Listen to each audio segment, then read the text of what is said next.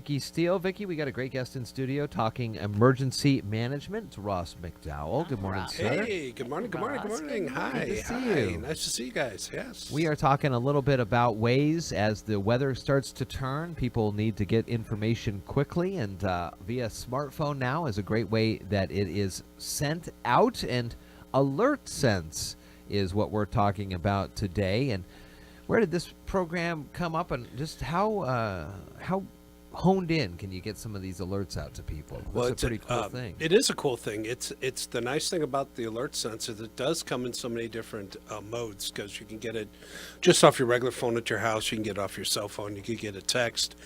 You can get it emailed to you. I mean, it's pretty much we try to cover all the media ways. It's right away up there right now. This is a system that originally started with the state. The state purchased this system. We at Mason County went ahead and got a contract with them too, and are using the same system as the state does. You can put out National Weather Service uses it, so it's also one that they'll put out weather notices if you would like those through them. And you can sign up with us. We'll sign you up. Call us over at 360-427-7535, and either Tammy or myself will get you signed up. And you can also do it online at the website off of the county for emergency alerts, and sign up yourself if you'd like. And we have very few questions, but the biggest one is where you live and how would you like to get it? Okay. You know, how would you like to get the message? And you can get it all the different ways. Even on your landline, that's pretty Mm-hmm. cool. Because I know, is it similar to like the Amber Alert kind of Yes, thing? and that's okay. the one that they use for Amber Alert is Oh, the same one. perfect, Right, it's that perfect. Alertsense. Very Yes. And I know, especially in emergency management, you don't want to send out information to wrong areas or improper information to one community that may not work for another community. And so when you're at emergency management, you're getting ready to send these out, you're able to kind of click by not even just zip code, but even smaller in on Right, because zip code wouldn't work really well No, here not because here. we're That's all right. 8-4 if you're in Shelton, and then Right. Shelton spreads, and it's Yeah. not just Shelton. So what it is we have what's called geo sending, and it's basically a map.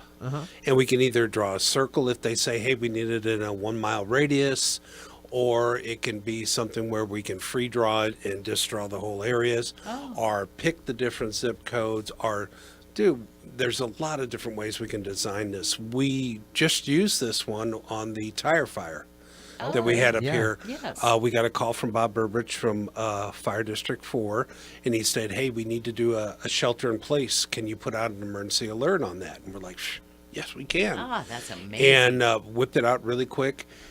We did that one geographically because he said we want to do it a mile radius because you guys are close to the area. Yeah. That smoke Right. was nasty. Yeah, it Yeah. was. People needed to not only stay inside from it, but we also had to tell them turn off your air conditioners at that time because your air right. conditioners draw air in the from the air in. outside, and it was getting really bad. So we didn't have to do evacuations. We thought we were going to have to. That was going to be another one that would have been a smaller group.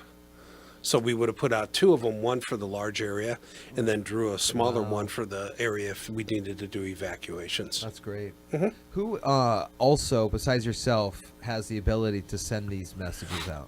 Public Health does. They have theirs too, and we've been working with MazeCom. So MazeCom's the 24-hour one. Usually, if MazeCom wants it done, they can do it, but they're kind of busy, you know. And, Little bit. that's why we're 24/7. We can do it. It's a web-based, so we can do it right from our house. We can do it from our cell phones and put them out.